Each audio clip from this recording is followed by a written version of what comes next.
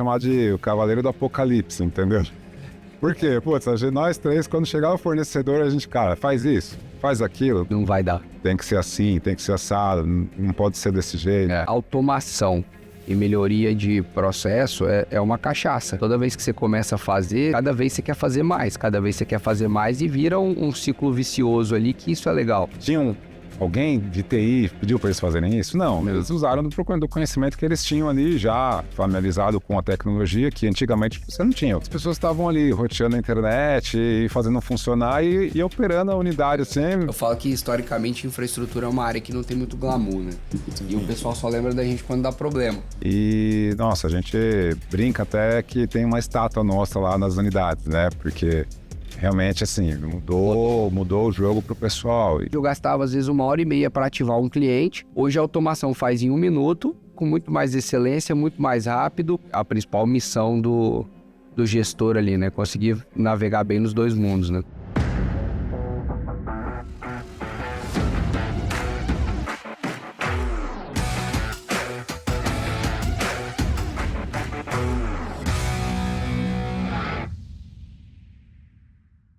Sejam bem-vindos a mais um episódio do InsightCast. Aqui a gente fala sobre tecnologia, sobre inovação e a verdade nua e crua. E hoje eu estou com um convidado especial, Maurício Canteiro, coordenador de infraestrutura e cloud na Copa Energia. Queria primeiro te agradecer por disponibilizar o tempo de vir aqui, de bater esse papo com a gente. E queria que você começasse se apresentando, falando um pouquinho do Maurício, falando um pouquinho da Copa. Fica à vontade. Hoje o nosso bate-papo aqui, a ideia é de fato levar conhecimento, levar conteúdo para quem está nos assistindo e fica à vontade para se apresentar. Bacana, legal. Guilherme, prazer também, muito legal estar aqui na AICO, conhecendo um pouquinho as instalações de vocês aqui, primeira vez aqui. Espero ter gostado. Não conhecia aqui o Espírito Santo. Seja bem-vindo. Fiquei curioso então, agora para voltar aqui com família, para passear. Muito bacana, legal. E, bom, eu tenho 22 anos de carreira na área de tecnologia, né? Comecei na indústria, Colgate-Palmolive. Ó, que legal. É uma empresa, né, americana, já é uma empresa muito antiga, então era uma empresa que tinha muito processo, bem tradicional, né? Uma área de tecnologia bem segmentada na época, né? Mainframe ainda. Caramba. Né? Com COBOL ali, aquelas tecnologias, né? Eu entrei num momento, segui uma carreira ali tradicional, né? De helpdesk, depois suporte ali, TI, infra, fui para sistemas, depois voltei para infra. Passou pela jornada toda, né? Fiz a jornada toda logo no começo, né? Escovei beat pra caramba. Legal. A baita de uma escola, né? Foi. Fiquei 10 anos lá na Colgate. Ah, que legal. Bem bacana, bem bacana.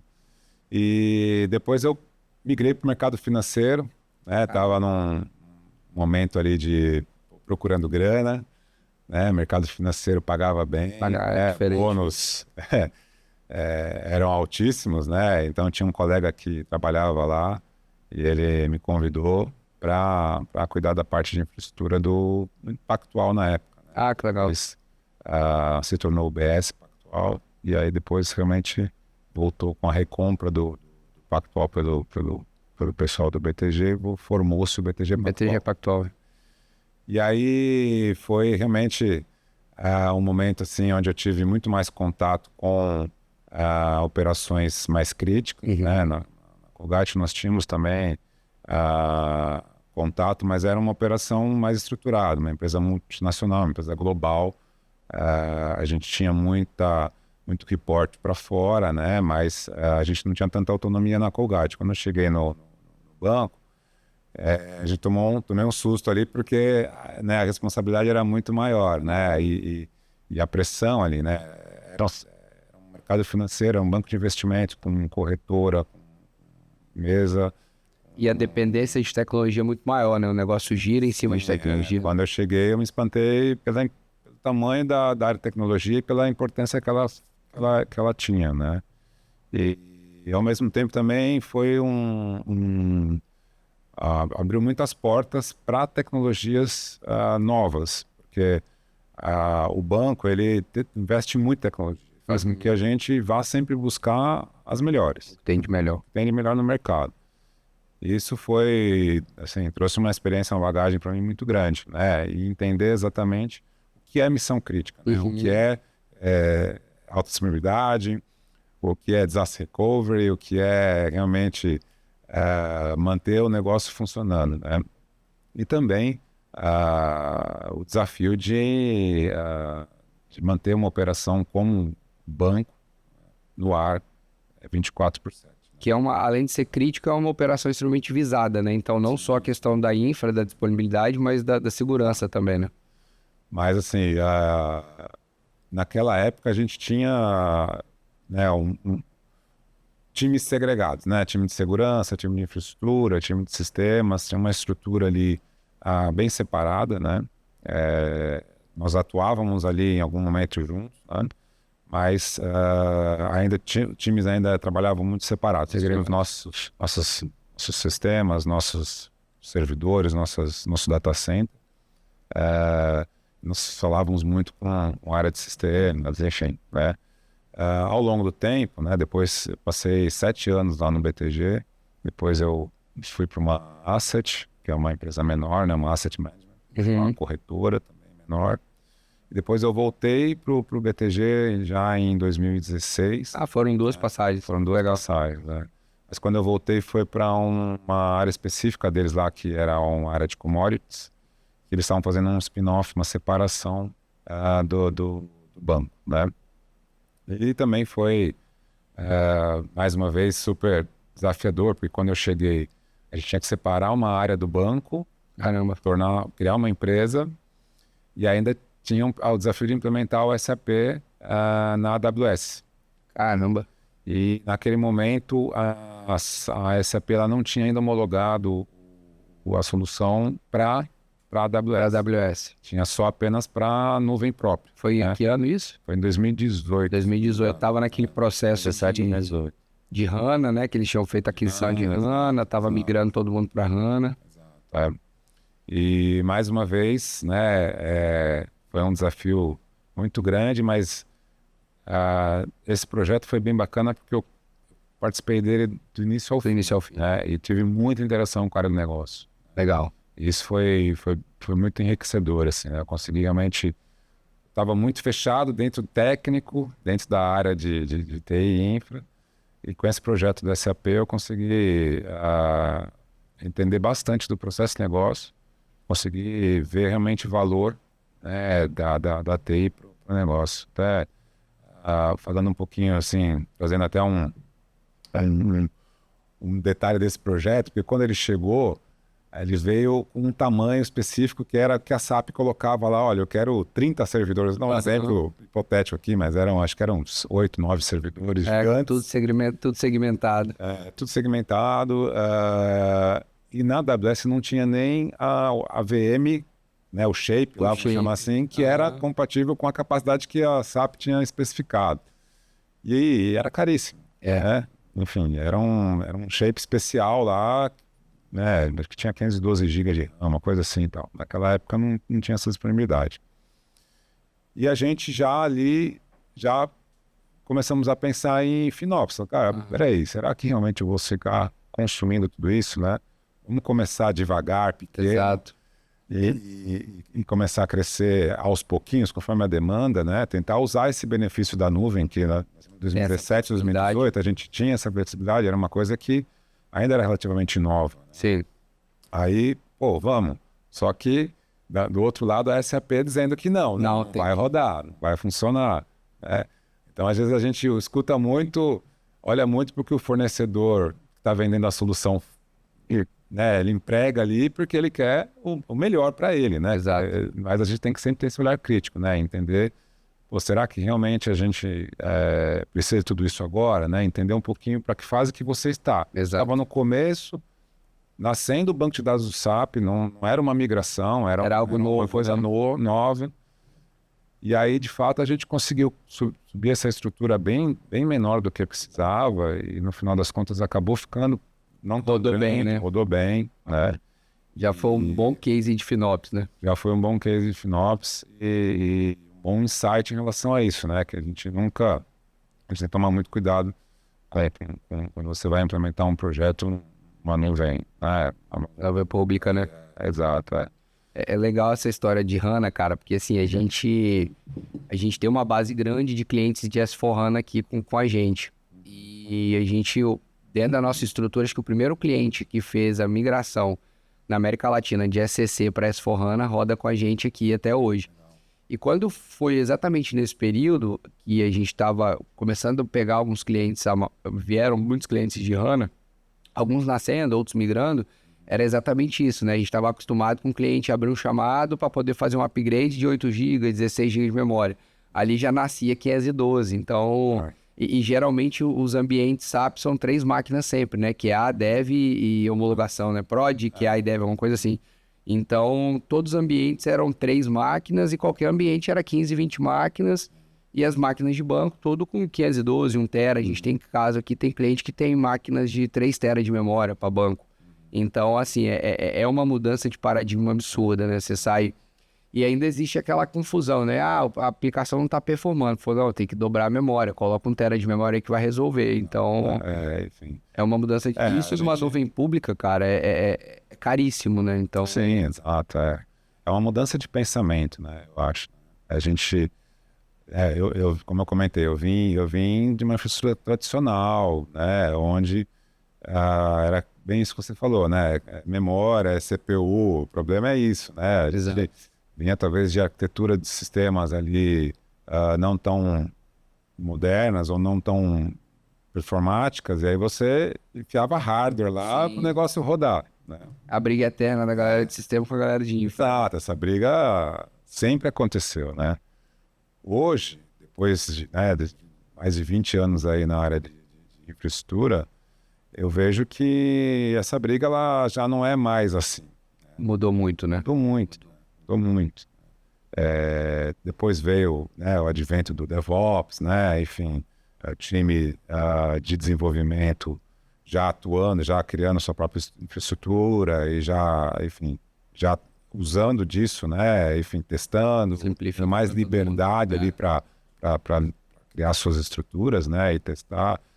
Então, eu acompanhei muito essas mudanças, essas evoluções dentro da área de infraestrutura, né? De TI em geral, né? Saindo ali do tradicional, indo para um cenário mais ágil, mais cloud, mais possibilidade, né? Eu acho que o desenho de data center no passado era algo muito complicado, né? Porque você precisava fazer o refresh, geralmente os projetos eram desenhados para 5 anos, aí você tinha que considerar a infraestrutura, aquilo que te atendia que era suficiente, mas pensando no crescimento da empresa para 5 anos. Aí não podia ser grande demais para não sobrar, porque você tem a obsolescência ali, tem que ficar trocando, mas ao mesmo tempo não podia ser pequeno demais também, porque senão você ia ter que voltar lá para pedir benção para fazer upgrade, né? Então, muda muito. E você tinha as grandes players ali da área de tecnologia que dominavam o mercado, IBM, Dell. Enfim, então você acabava também, às vezes, sofrendo por um contrato de licenciamento mais complexo, como é o contrato, por exemplo. Acho que muitas empresas sofreram com Oracle, com IBM recentemente, Microsoft. Enfim, então a gente entende que a área de infraestrutura se transformou bastante. Hoje, a gente vê muita proximidade com as outras áreas e muita proximidade com a área de negócio. Por quê, né? No final das contas, a gente traz valor em que sentido, né? Em performance, em sustentar o negócio, em financeiro, né? Exato. Então, quer dizer, rodar bem, gastando pouco, né? E a gente nunca teve essa vamos dizer assim, essa demanda que era para vender as coisas, o projeto para o negócio. Né? Sim. Porque antigamente, TI, principalmente na época do banco, né? Era um mal necessário, né? A gente precisava ter aquela estrutura de data center, a gente precisava ter tudo aquela... Né? A gente tinha replicação para outro site, tinha teste DR, tinha, né? Enfim, uma estrutura relativamente grande, né? E a área de negócio não questionava. Por quê? Estão mantendo o negócio funcionando. Né? Eu falo que, historicamente, infraestrutura é uma área que não tem muito glamour, né? Sim. E o pessoal só lembra da gente quando dá problema. Então, é até legal esse ponto, porque nessa trajetória você passou por empresas que têm ali historicamente a necessidade, usam tecnologia, mas tem casos como o banco, por exemplo, que roda em cima de tecnologia. Então, qualquer soluço ali gera impacto real no negócio, né? Então, como é que, na sua visão, e por essas experiências que você passou, acho que hoje até infraestrutura tem, por mais que continue sendo uma área sem tanto glamour, né? É difícil de você mostrar ROI, de você mostrar algo palpável e assim como é uma área de analytics, uma área de desenvolvimento, que você tem coisas palpáveis, né? Eu estou entregando um portal, estou entregando algo que, de fato, a área de negócio vê valor, infraestrutura, ela geralmente só lembra da gente quando tem problema. Então, na sua visão, com base em tudo que você já passou, essas fases, né, de on-premise, como é que você conseguia ter diálogos ou levar melhor essa mensagem para a área de negócio, para de fato trazer protagonismo para a área de infra, para não ser só enxergada como uma área secundária que só lembra quando dá problema? Hoje, né, a gente fala um pouquinho de evolução da tecnologia e fala também da evolução da gestão da tecnologia, né? Antigamente a gente falava lá o tecnês lá e aquilo era vendido. Por quê? No final das contas você colocava ali, olha, ou quem estava olhando aquilo entendia que eu preciso gastar, porque assim, eu não estou entendendo o que eles estão falando e, vai cair o negócio e eu vou perder dinheiro. Eu vou perder dinheiro. Então assim, compra, né? E vamos em frente. O negócio funcionava e o cara queria sossego, né? Exato. Queria colocar a cabeça no travesseiro e não se preocupar, né? Hoje, o advento da informação, né? Quer dizer, hoje quando você vai sentar na mesa com um executivo ou com um C-level, ele sabe muito mais sobre tecnologia do que ele sabia antigamente. Fato. Né? Fato. Então, o contato hoje, né? A informação sobre isso está aí, né? Em qualquer lugar. Então você tem que estar muito mais preparado na hora de você apresentar isso e olhar muito mais para risco, para benefício, né? E trazer essa visão para o gestor, enfim, né? Para o executivo que quer entender melhor. Sem entrar no técnico, mas também você tem que estar bem municiado, porque ele pode dizer assim, mas eu sei tal coisa, eu já trabalhei em tal coisa e... Ou pesquisei lá, falando alguma coisa. Exatamente. Pesquisei aqui na IA e vi que é diferente do que você está falando, você está querendo me enganar. Exato. Na verdade, assim.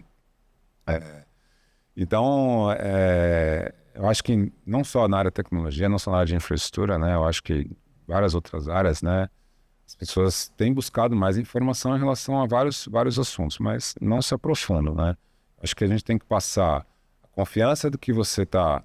Olha, eu sei que essa tecnologia vai resolver o problema, né? Vai trazer o benefício que a gente está procurando, tem o risco A, B e C e vai custar tanto, né? Eu acho que são fatores que precisam estar na mesa na hora de você vender, né? Não falar tanto de técnico, não falar tanto de assim, de tecnologia de passado, né? Vamos dizer assim.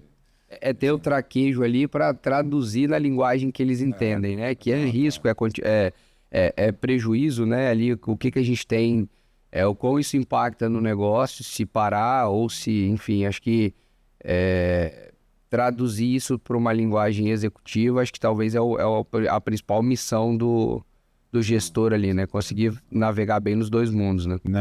Recentemente na Copa Energia, né? Nós tivemos um projeto grande de rede WAN, né?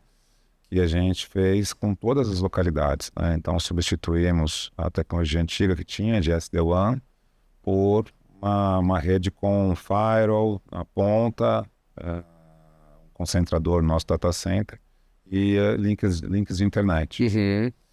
E quando eu entrei, né, eu fui visitar algumas localidades, né, para entender um pouquinho sobre como o negócio funcionava, né? O que já é uma postura diferente, né, do que era antigamente, porque a gente antigamente entrava no CPD e ficava lá, né? Ficava lá. Galera de TI no geral, mais tradicional, sempre foi muito do lado de cá do balcão, né? Assim, não estava muito inserida. E eu acho que, assim, não tem melhor forma de você saber as dores se não estando no chão de fábrica, né? Entender dor ali e tal. E aí nós tivemos em uma das nossas unidades em Paulínia, e lá nós estávamos com um problema com a operadora que tinha um circuito lá e estava muito problema. E quando nós chegamos lá, a gente viu várias pessoas usando o celular lá para rotear a internet e tal. Caramba. E assim, as pessoas estavam se virando, né? Tinham alguém de TI pediu para eles fazerem isso? Não, eles usaram do conhecimento que eles tinham ali já familiarizado com a tecnologia que antigamente você não tinha. Tinha um problema de TI, o cara se encostava ali e ficava nem punha a mão, né? Puta, não sei o que está acontecendo, não está funcionando, resolve para mim. E quando a gente chegou lá, as pessoas estavam ali roteando a internet e fazendo funcionar e operando a unidade assim. Pô, mas e aí, muitas vezes não tinham nem reportavam às vezes pra gente, sabe? Enfim. Você, o pessoal tá ficando menos dependente de TI? Não, na verdade, eles estão ficando mais espertos, estão conseguindo resolver os próprios problemas. Né? Exato. E aí, assim, a gente olhando para aquilo, a gente viu exatamente lá na ponta como era importante esse projeto, né? Como o pessoal estava sofrendo, né? Mas sofrendo calado, né? Entendeu? E aí a gente, enfim, fez a implementação junto com um fornecedor de telefonia ali que nos apoiou. E substituímos todos os firewalls, todas as unidades no data center. E, nossa, a gente brinca até que tem uma estátua nossa lá nas unidades, né? Porque realmente, assim, mudou o jogo para o pessoal. E no final das contas, se você olha, quando você vai falar desse projeto, o que você vai falar? Putz, você vai falar do firewall, que agora você tem mais agilidade? Não, você vai falar, cara, a nota fiscal sai mais rápido, né? O caminhão não fica parado tanto tempo, a área administrativa, o pessoal de segurança, né, aqui de qualidade, segurança, consegue fazer os relatórios que precisam. Enfim, então a operação está muito mais ágil no geral, né? E uma ação, né, um projeto de TI, mas que impactou o negócio. No negócio. Então, essa relação ali que você faz o executivo, que ele consegue entender de uma forma mais clara, pô, legal, realmente valeu a pena investir nisso, né? Então, acho que isso que é um grande diferencial hoje do gestor de TI, né? E aí que a gente consegue, de fato, tirar a infraestrutura ali, tecnologia como suporte e levar para algo estratégico, né? Então, é uma agilidade que você consegue levar para a área de negócio E assim, é o que você falou, historicamente a galera usava como muleta, né? Eu não tô conseguindo fazer, eu tô parado. Agora o pessoal meio que se vira para poder não parar de fazer o que tá fazendo, que agora tem mais conhecimento. Mas de certa forma também abre oportunidades para segurança, né? Então, hoje, como é que você enxerga essa convergência, né? Acho que tecnologia e infraestrutura ali, infraestrutura e segurança, na verdade, elas precisam caminhar de mão dada, né? De mãos dadas. E a gente estava conversando aqui um pouco nos bastidores sobre precisa haver essa parceria, né, entre ambas as áreas ali. E como é que, na sua visão, por esses ambientes que você passou, né, são ambientes que historicamente são ambientes críticos, que segurança geralmente é levada muito a sério, existe muita governança, existe muito processo ali, não só o ferramental, mas processo. E como é que, na sua visão, é o ganho efetivo de quando você integra a infraestrutura com segurança em ambientes de missão crítica igual de vocês? Olha, eu acho que né, a área de infraestrutura de segurança tem que ter uma sinergia enorme, né, hoje, né? Porque se a gente andar separado, a gente vai estar falando a gente vai ter as nossas ferramentas, eles vão ter as ferramentas deles, e vão trabalhar em silos distintos, né? Não é esse o caminho, né? Na Copa Energia, a segurança infra está andando de lado, de mão dadas, né? Legal. A gente tem ritos ali de reuniões de SI e infra, onde a gente fala não só de projetos e coisas que a gente tem, mas a gente fala também de tecnologia, de ameaças, enfim, projetos, o que a gente está fazendo de infra e o que eles estão fazendo na área de segurança da informação, entendeu? Então a gente se antecipa, já tem ali essas conversas já para justamente, olha, realmente, então se você vai trazer essa solução, a gente vai precisar então se preparar aqui do nosso lado também, enfim. Então, O diálogo é bem legal, então, assim, é bem integrado. sim, São parceiros. isso é essencial, né? Legal. Essencial. Hoje em dia é essencial, né? Apesar de nós temos, no nosso caso da Copa Energia, ter uma gestão separada, né? Não está embaixo de infraestrutura, a área de segurança ela é separada, precisa ser, porque ela hoje também ela é muito relevante, né? Mas a gente tem, por exemplo, a parte de gestão de vulnerabilidades, né? Então é uma demanda que vem da área de segurança para nós correr atrás, fazer correção, aplicar patch, etc. Mas ao mesmo tempo também a gente aprende muito com eles nesse sentido de entender, olha, antes de fazer a implementação de uma solução que o fornecedor a gente comprou uma solução e vai fazer a implementação. A gente já tem esse background de segurança, a gente já olha para isso antes de envolver a área de segurança. Legal. Então, antes mesmo a gente já está olhando para a segurança, acho que isso aqui não está legal, acho que isso aqui talvez... Tem single sign-on, tem integração com o CIEM, Legal. fala com tal CIEM, antes mesmo de segurança entrar no fluxo ali do projeto. Já é cultural da área de infraestrutura. E ao mesmo tempo o inverso. Ao mesmo tempo o inverso. Então, acho que é natural esse caminho, né? A área de segurança da informação, ela tem ficado muito mais relevante, né?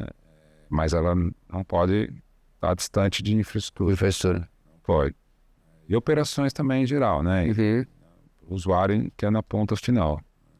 E é legal ver isso, essa sinergia, porque assim, infelizmente ainda é meio raro, né? Você pega muita empresa que são áreas separadas, trabalham em ritmos separados, uma evita a outra ali, sabe da necessidade, sabe da importância, mas de certa forma não tem sinergia. E aí fica cada um defendendo seu umbigo ali, e no final da história você tem fricção, você tem retrabalho, e quem sofre o maior prejuízo é o negócio, né? Porque você acaba tendo sobreposição de ferramentas, você tem às vezes retrabalho, então quando você pega um cenário onde existe uma maturidade e que essas áreas elas são complementares ali, elas de fato andam de mão dada, acho que é o melhor dos mundos em termos de economia, em termos de eficiência, em termos de segurança efetivamente, né? Então, e de fato, quando você fala de patch, não é o cara que vai corrigir, é geralmente a área de infraestrutura, né? Então precisa... Mas de qualquer forma a gente acaba quase todos os dias conversando com a área de segurança. Não tem jeito, né? Mas a Copa Energia está num momento de transformação. Então a gente está passando por vários sistemas legados sendo substituídos, enfim, processos sendo reescritos. E esse ano ainda a gente tem a implementação, né, do HANA lá na Copa Energia. É um projeto enorme também, né? Vai ser uma atualização de versão junto com a migração, a conversão do banco de dados para o HANA. E um dos key users do projeto é uma pessoa de segurança da informação. Tem uma pessoa do meu time lá, eu também vou atuar como um key user nesse projeto. Mas hoje, na Copa Energia, a área de segurança da informação ela está passando diversos processos dentro da TI. Está sendo envolvida, né? Está sendo envolvida. Que a gente, assim, eu acho que é muito uma mudança de cultura também, né? A gente vê muito no mercado a área de segurança sempre como uma área que dificulta, né? Não é uma área que está ali para trabalhar junto. E é muito comum as coisas rodarem e segurança só ser envolvida no final, porque geralmente vem com alguma fricção, né? Então, acho que até a exigência da mudança de postura, não só do time de segurança, né? Acho que a cultura ali, o pessoal de segurança sabe da preocupação, a gente aqui fala muito de segurança, vem de segurança, então sabe que é uma cultura do time de segurança, mas quando você tem esse distanciamento da área de negócio, o time ele só olha para o trabalho dele, para o umbigo dele. Fala, cara, se você fizer isso aqui, cara, vai abrir porta, vai não sei o que, tá, show de bola, eu já entendi. Mas o negócio precisa. Como é que a gente consegue fazer isso de forma segura? Então, acho que é uma mudança muito grande de postura do time de segurança para que, de fato, ele seja envolvido no princípio, para que, de fato, ele seja perguntado ou consultado ou já inserido no design e não que simplesmente, cara, chegou na reta final aqui, envolve os caras, porque se não envolver no início não vai sair, eles vão bloquear, né? Exato. Esse é o ponto, né? Envolver no início para que não seja, mas que não seja um problema lá, uma barreira para o projeto em si. Porque no final das contas você tem a entrega do valor para o negócio. Pô, é um projeto importante, vai ter um impacto legal no negócio. Pô, e aí eu coloco segurança da informação, coloco infra, arquitetura no começo, e aí a gente começa já a ter barreiras, né? Uhum. E aí você fala, pô, vou até contar uma história engraçada, porque na Copa Energia, a gente, quando eu entrei, eu comecei a me envolver nesses projetos novos, né? Como eu falei, são vários projetos que foram acontecendo no ano passado. Então, eu estava ali atuando como um tech lead, vamos dizer assim, né? Dentro da área de infraestrutura.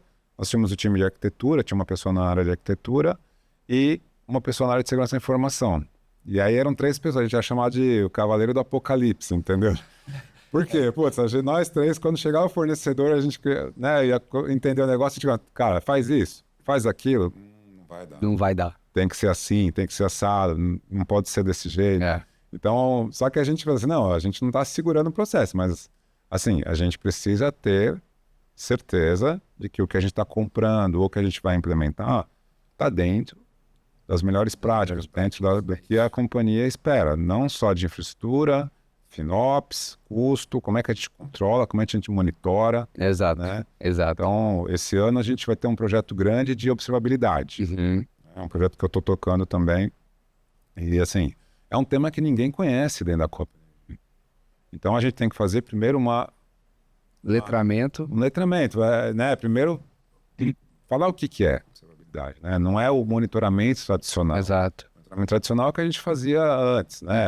Caiu o servidor, faltando espaço em disco, o link caiu. Isso eu já faço. Exato. Né? Agora, o que a gente faz além? Né? Pô, a aplicação que eu tenho é um portal de negócios que faz o cliente final acessa lá para baixar uma fatura, que seja tal. Pô, eu quero com a observabilidade ter a possibilidade de mostrar ali para a área de negócio a performance, a experiência daquele cliente. Né? Como é que está sendo a experiência Quanto tempo está demorando para baixar um boleto para ele? Né? Legal. Tentar trazer até um pouco de previsibilidade. Né? Olha, a gente tem aqui uma média de tempo de consulta dessa integração, por exemplo, e ela está aumentando a cada tempo. Então tem um sintoma aqui de um possível problema que vai virar gargalo. Exato. E a gente ser muito mais reativo, muito mais proativo do que reativo, né? Porque o modelo de monitoramento tradicional fala que, assim, caiu, vai me alarmar. Mas isso aí você não precisa nem esperar, porque o usuário vai te alarmar, né? Exato. Então, de fato, é ir para um cenário onde a gente consegue ser mais preditivo, ser mais previsível e evitar fricção e, ao mesmo tempo, prejuízo, né? Porque você tem uma operação crítica que tem ali uma necessidade de uma geração de boleto, enfim, uma interação com o cliente que está falando de dinheiro no final da história. Sim. Então, como é que eu consigo melhorar essa experiência, não só com o que existe, mas acho que uma das coisas que a tecnologia precisa ser, de fato, é gerador de valor, né? Então, como é que eu posso melhorar ainda mais a experiência do cliente com o boleto? Né? A área de negócio, ele sabe que precisa emitir o boleto, sabe que precisa ser rápido, sabe que precisa antecipar, mas será que a área de tecnologia não consegue fazer mais? Não consegue agilizar, não consegue talvez tirar mais fricção, implementar algum tipo de tecnologia nova que a gente dependa menos, por exemplo, da expertise do usuário para poder acessar um portal, ou que eu dependa menos dele ter que fazer uma ligação para um call center. Então, tudo acho que são áreas, são coisas que a tecnologia, o time de tecnologia tem o poder de olhar, pensar rápido, né? Porque está inserido no meio ali e propor alternativas, mas se não tiver, de fato, menos preocupado em manter a infraestrutura de pé, né? Com tempo mais livre ali para olhar para o que é o business mesmo, o que é o negócio e como que eu posso impactar de forma positiva, acho que fica difícil de se ajudar. Eu acho que esse é muito ainda o desafio, né? O cara desacoplar do BitByte ali, sair né? Usar o que tem de tecnologia para ter tranquilidade, ter boa infraestrutura, montar uma infraestrutura resiliente para que ela não seja um gargalo e que ele tenha mais tempo para olhar para o atendimento, olhar para a operação, olhar para um comercial. Como é que eu ajudo a empresa a vender mais, né? Acho que é um grande papel da tecnologia hoje, né? Exato, Berg tem razão. Assim, a gente teve um projeto também recente agora, do backup do Office 365, que era uma gestão que ficava com o time de operações da Copa. E nós tivemos problema com um fornecedor que havia feito a implantação disso e tal, e a solução não estava funcionando direito, mas o nosso time de operação é que manejava ali, que ficava olhando jobs, que ficava operando aquela estrutura. E quando precisou o backup, o restore não funcionou, enfim, a gente teve alguns problemas e tal. E aí a gente olhou para uma solução de mercado que era 100% SaaS, que era fácil de implementar, e a gente adquiriu ela, e a operação dela era muito simples, né? No final salvou o tempo do meu time de operação, para ficar olhando aquilo. E assim, agora eles têm mais tempo para poder olhar para outras coisas, entendeu? Então, assim, a gente acaba realmente ficando com, eu acho que a gente acaba ficando com vícios do passado que são difíceis de largar. Né? Somente aquela questão de como era on-premise, você ter o controle, você olhar, mas ao mesmo tempo, negócio exige cada vez mais, com menos gente, você tem que reduzir, aumenta a operação, mas reduz gente, e aí você não tem gente, às vezes, dedicada para olhar para um backup, e o backup ele só se torna importante quando você precisa dele, você não tem, então entra na rotina, né? E quando você consegue jogar isso para um cenário que seja de um parceiro, que seja de cloud, enfim, simples, você desonera seu time para olhar para negócio, né? Exato. Cada vez mais falar de negócio, né? Exato. E a gente está com esse projeto de observabilidade esse ano, a nossa visão é essa, né? A gente ter mais insights, mais insumos ali de como está toda a nossa estrutura, todas as nossas aplicações, para que a gente consiga tirar fazer essas previsões ali, olhar para esse ambiente e antecipar os problemas. Essa é a ideia. Legal. Né? A gente não quer que o problema aconteça. E a gente quer ainda avançar e ir além, né? Que é o quê? Olha, a gente quer trazer automações. Como é que a gente pode resolver um problema sem pôr a mão? Sem pôr a mão, exato. E aí você fala, putz, mas aí você tá falando que você vai operar com menos pessoas? Não é esse o ponto. O ponto é mais a resposta do negócio. Eu quero menos chamados e menos clientes insatisfeitos na ponta. Né? Então, quanto mais robusta, quanto mais completa a ferramenta que a gente tiver, ou que a gente conseguir fazer uma evolução dela, se ela estiver num caminho de evolução, melhor proveito a gente vai tirar. E é isso, a gente vai ter mais tempo para continuar olhando para o que precisa ser melhorado, evoluir, do que ficar consertando problemas. Exato. É hora de chão de fábrica, né? Então, assim, eu falo que automação e melhoria de processo é uma cachaça. Toda vez que você começa a fazer, cada vez você quer fazer mais, cada vez você quer fazer mais e vira um ciclo vicioso ali, que isso é legal. Sim. Mas eu acho que a gente ainda tem um ponto que você falou, e eu concordo muito, que é ainda a questão da cultura. De como é que a gente muda a cabeça dessa galera mais tradicional ali para enxergar que como que eu posso automatizar boa parte das minhas tarefas e ter mais tempo livre, ter mais tempo de qualidade e poder focar naquilo que a gente de fato é bom. Então, hoje, assim, dentro do seu time ali, como que você tem trabalhado essa mudança de cabeça do time, né? Porque eu acho que a gente passou um pouco daquela fase de eu preciso ser muito bom nisso aqui, que senão eu vou perder meu emprego. E agora como que eu mudo a cabeça do cara para de fato ele falar, cara, como é que você tem várias formas de fazer isso aqui? Será que você não consegue automatizar isso para você economizar 10, 15, 20 minutos, 2 horas do seu tempo por dia? Então mudar essa cabeça. Como é que você tem trabalhado isso com o seu time? Além disso, você ainda tem todo um rumor aí da IA, né? Que a IA vai tirar o emprego das pessoas, que a IA não sei o quê, enfim. Então, realmente, assim, o meu time é um time pessoas mais sênior, que estavam na companhia há mais tempo, né? Então, quando eu entrei, realmente eu vi ali muitos processos, muitas coisas que não mudavam, que eram sempre repetidas, né? E aí o nosso trabalho foi justamente começar a questionar, né? Por que vocês fazem assim? Por que você mantém isso assim? Né?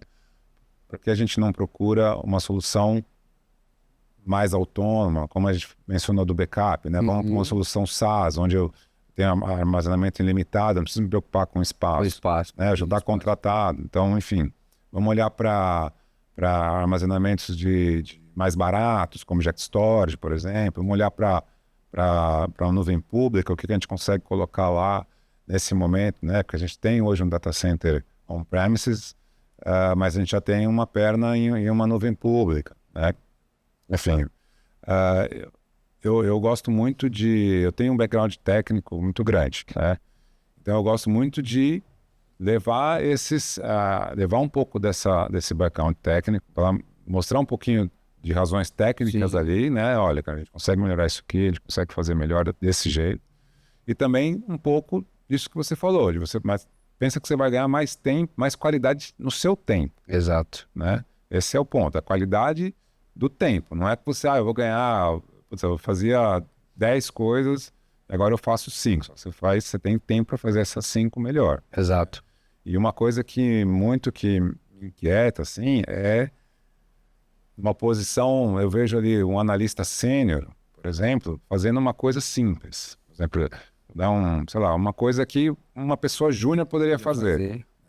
Eu, numa posição dessa, eu ficaria incomodado. Sim. Se eu sou um sênior, se eu estou fazendo uma tarefa muito simples, alguma coisa está errado. Né?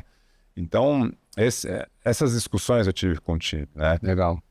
Vocês têm potencial, vocês são sênior, vocês têm esse histórico, vocês sabem como fazer melhor. Só que vocês estão apegados ainda em tarefas do dia a dia, tarefas que podem ser automatizadas, que a gente pode fazer, trocar a solução, a ferramenta, ser mais eficiente. Né? Exato.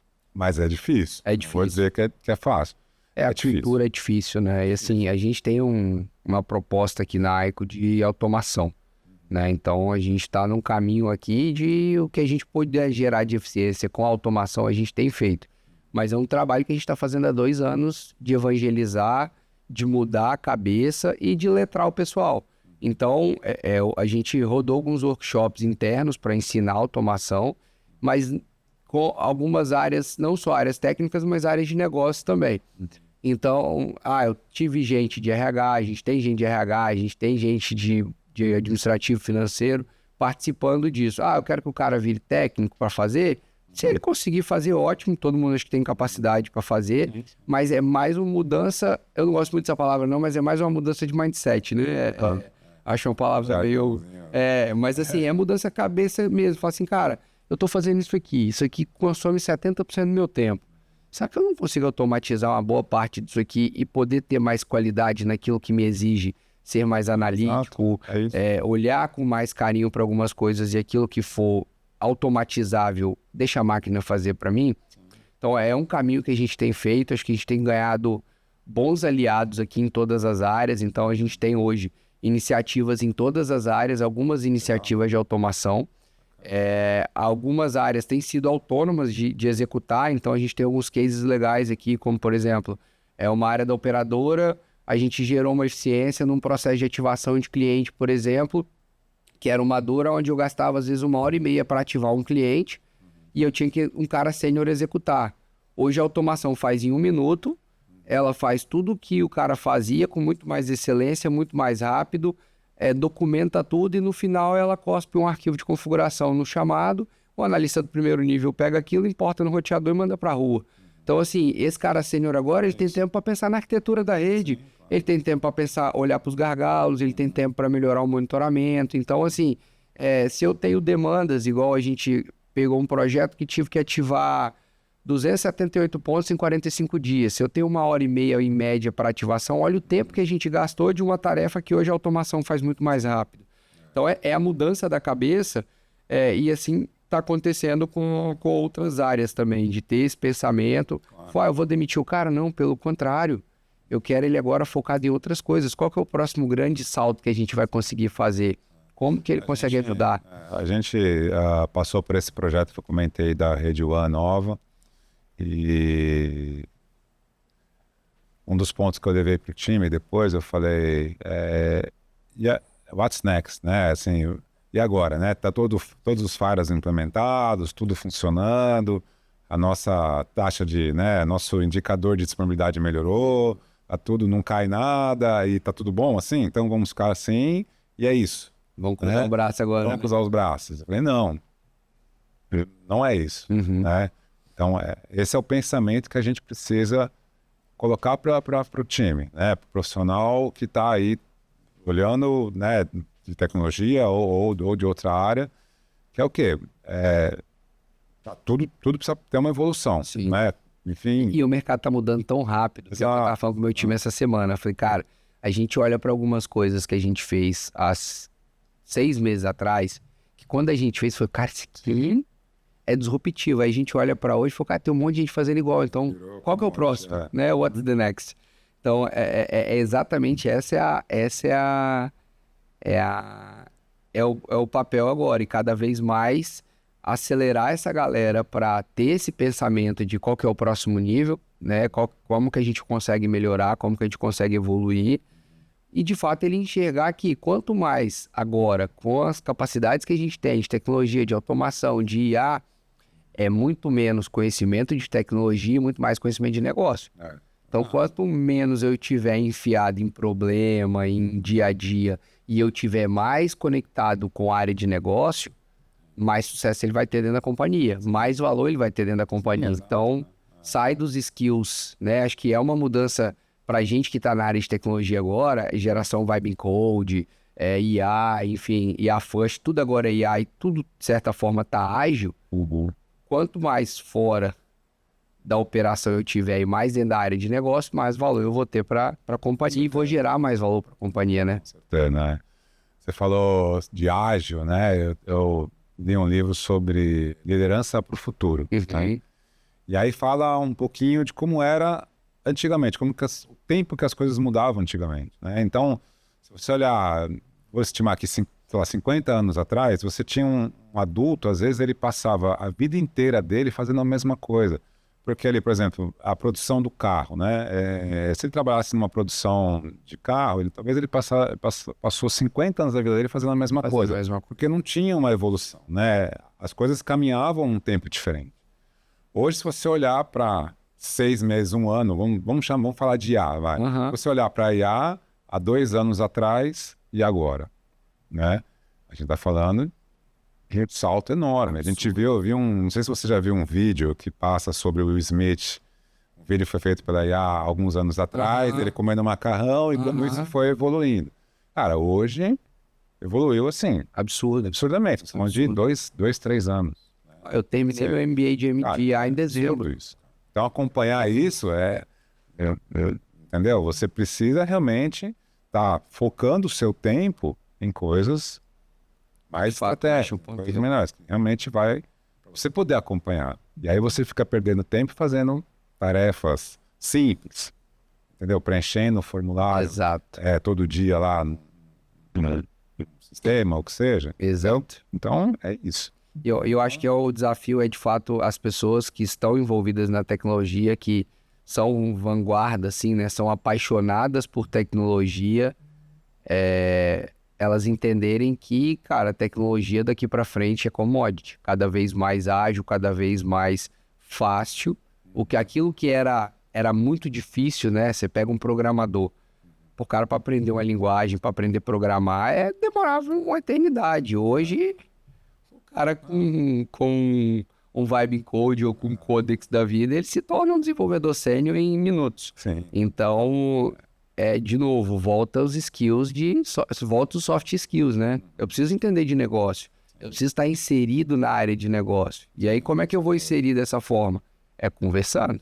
É indo para chão de fábrica, é indo para operação, é olhar como que as pessoas fazem, o que elas fazem, quais são as dores, quais são os gargalos que ele pode ajudar ali, com pensamento analítico, com conhecimento de tecnologia, como que eu posso melhorar aquilo, e cada vez mais sendo um facilitador de negócio. Né? tô lembrando aqui, né? Antigamente você tinha um desenvolvedor de website, né? Hoje com Lovable, aí você consegue fazer um site em minutos, né? É isso. Então, O cara é design, ele é tudo, né? Não é mais... Já não é mais como nós, era. profissionais de TI, nosso papel é fomentar mais isso ainda, né? Mostrar isso para quem não é de TI, né? Facilitar muito mais o trabalho dessas pessoas. Exato. Antigamente a gente queria muito mais o oposto, né? Exato. Eu sou o cara de TI, só eu sei mexer nisso e não vou passar conhecimento para ninguém. E hoje já, né, você recebe lá o seu kit, assina uma internet em casa, já vem o modem da Claro com Wi-Fi, tudo pronto, e você mesmo instala. Antigamente você chamava um técnico. É verdade. Então, assim, hoje, o profissional de TI, ele tem que ter esse papel também, né? Facilitador para a adoção da tecnologia, né? Bem legal. Maurício, a gente está caminhando aqui para o final.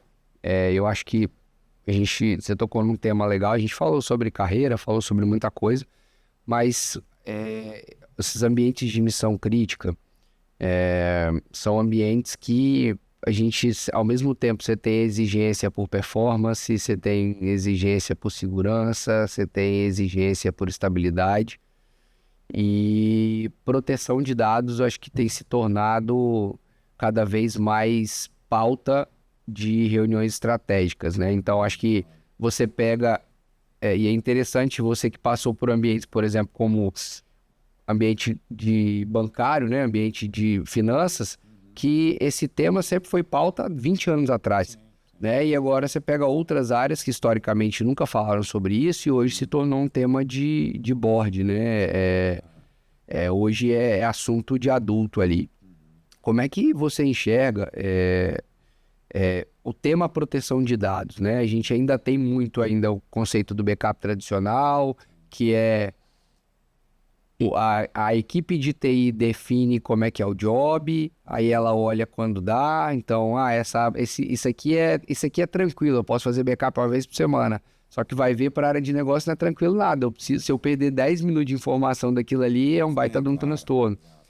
E cada vez mais esse tema a gente tem visto um movimento natural de sair do braço de infra e ir para um braço, às vezes. A gente tem visto casos de segurança, tocar proteção, mas alguns casos até de negócio. A área de negócio é que fala sobre continuidade de negócio, sobre backup, sobre continuidade. Então isso está uma pauta muito mais conectada na área de negócio. Como é que você tem visto assim essa mudança por onde você passou?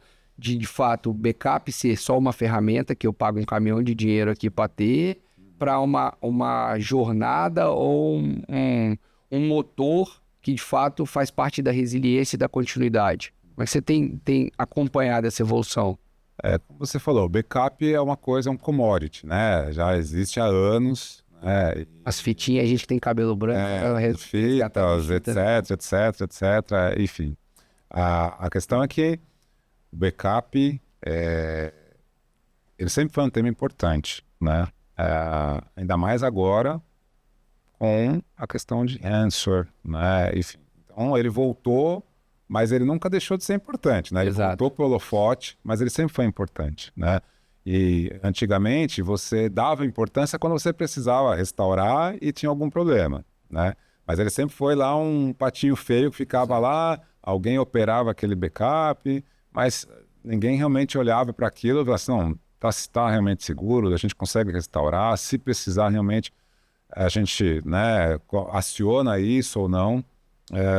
E hoje não, hoje você já tem que olhar diferente, né? Porque você tem, como eu comentei, ransomware, você tem outras ameaças e o backup tem se tornado uma ferramenta excelente para você se proteger disso também. É a última barreira de proteção, né? Se todos os seus controles falharem, a única garantia que você tem de restaurar a sua operação é com backup. E você ainda, né, tem LGPD, você tem alguns riscos aí que você pode acabar sendo, né, penalizado por perder dados sensíveis ou, enfim, ou armazená-los em lugares inapropriados, enfim, né? Então, assim, é muito interessante você falar isso, que essa área de backup migrar para segurança, né? Porque ela sempre foi uma área de infra. Né? Mas a evolução das ferramentas hoje, ela propiciou isso, né? Eu não vejo como um movimento feio isso, ruim. Eu vejo que um movimento pode acontecer realmente, o backup ir para de segurança da informação. Porque eles, hoje, né, com essa questão do ransomware, faz muito mais sentido estar embaixo de segurança, porque é uma ferramenta para eles numa resposta a incidente, por exemplo. Exato. Né? Enfim, então hoje a gente tem tecnologia, tem replicação, disaster recovery, cluster, etc, para alta disponibilidade, né? Mas o backup ainda continua sendo uma ferramenta, né? Ele não morreu. Exato. Então acho que para quem hoje ainda olha o backup como, né, uma última opção ali de restauração, não pense assim, né? Backup pode ser sim uma excelente ferramenta para você se posicionar em um cenário de um incidente cibernético, um cenário de recuperação de dados. Exato. Muito mais barato, vamos dizer assim, do que você ter uma estrutura paralela em outro data center, e que talvez, né, com backup rápido, com restore mais rápido, você consegue restaurar muito melhor e muito mais barato do que um data center secundário ali, alguma coisa assim. E eu acho que muda muito o paradigma, porque muitos falam de backup e poucos falam de restore, né? E aí quando você fala de resiliência, muda um pouco, porque no passado a gente fazia o quê? Eu preciso restaurar um arquivo, eu preciso restaurar alguns arquivos, preciso restaurar um banco, uma tabela. Aí agora, da noite pro dia, você precisa restaurar um data center inteiro. Então, não só pensar na estratégia de proteção do backup, mas na estratégia de restore. E se eu precisar da noite para o dia voltar meu ambiente inteiro? Sim. Eu tenho infraestrutura para isso, eu tenho agilidade para isso. Uma vez eu ouvi uma frase, cara... Eu já testei isso. Exato, né? eu já testei. Fiz um restore para ver quanto tempo eu vou gastar. Então, assim, eu ouvi uma frase que a tecnologia pode até entrar em contingência, mas na maioria das vezes o negócio não está em contingência. Então, e é um fato. Será que a área de negócio ou que os decisores têm ciência de que se eu precisar restaurar o ambiente, talvez eu demore semanas ou até meses para voltar ao ambiente inteiro, dentro do cenário tradicional? Então, com certeza não tem. Não tem, com certeza não tem. Então, é um tema que precisa de fato estar na mesa dos adultos, precisa de fato ser falado. E eu acho que é importante pensar, sim, não só no backup, mas no restore e como isso está conectado com o negócio, como que eu consigo de fato trazer agilidade, trazer a resiliência, que não seja só uma palavrinha bonita, e ter de fato uma capacidade de reação rápida, de restore rápido, né? De conseguir botar a operação no ar no menor tempo, com o menor impacto. Acho que essa é a missão da galera de tecnologia, né? É verdade. Eu acho que tá aí também a questão que a gente falou de tempo. Né? Quer dizer, o profissional ali, o analista, ele gastar tempo em fazer esse tipo de check-in, entendeu? Pô, será que realmente, qual é o nosso tempo de restore? Como é que está funcionando? Não está? Enfim, será que realmente a arquitetura está preparada para a necessidade do negócio? Exato. Né? Será que eu sei quais são as prioridades? Exato. Será que realmente o que é crítico aqui mesmo, o que não é, o que a gente vai colocar mais olhar aqui, ou o que a gente vai deixar aqui para um caso de incidente para restaurar depois, por exemplo. Exato. Né? Exato. Sim, então, a gente tem muito campo, né, assim, para melhorar e sair do técnico. Do técnico. Tem muita oportunidade. É bacana. Maurício, a gente chegou no final aqui. A gente sempre pede aos nossos convidados que deixem uma mensagem para quem está assistindo a gente, que seja sobre carreira, que seja sobre vida, enfim, sobre alguma dica de quem está começando ou de quem está, talvez, uma empresa e está estagnado ali. Eu acho que você é um cara que transaciona muito bem ali entre o técnico, entre negócio, entre linguagem executiva. Queria primeiro te agradecer por esse tempo, por ter disponibilizado, e se você puder deixar esse recadinho final para quem está assistindo a gente, acho que sempre ajuda muito a audiência.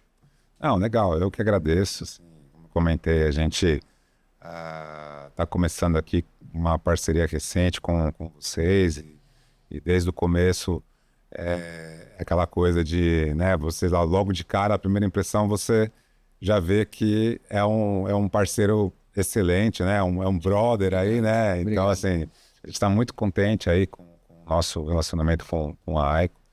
E, assim, uma mensagem que eu queria deixar, talvez, para o profissional de TI, não só para quem já está há muito tempo nessa estrada, mas para quem está chegando, é não ter medo de tentar, né? É arriscar, né? A gente hoje tem solução para tudo, né? Tem muita opção. Tenta, né? Aplica, vê, tenta usar, conversa com a área de negócio, entende? Pô, será que essa solução ajuda a vocês ou não? Enfim, eu acho que o caminho é esse, né? A gente, enfim, ficou, né? Nós somos profissionais, eu tenho mais de 20 anos de carreira e ainda me surpreendo com muita coisa que está mudando hoje, né?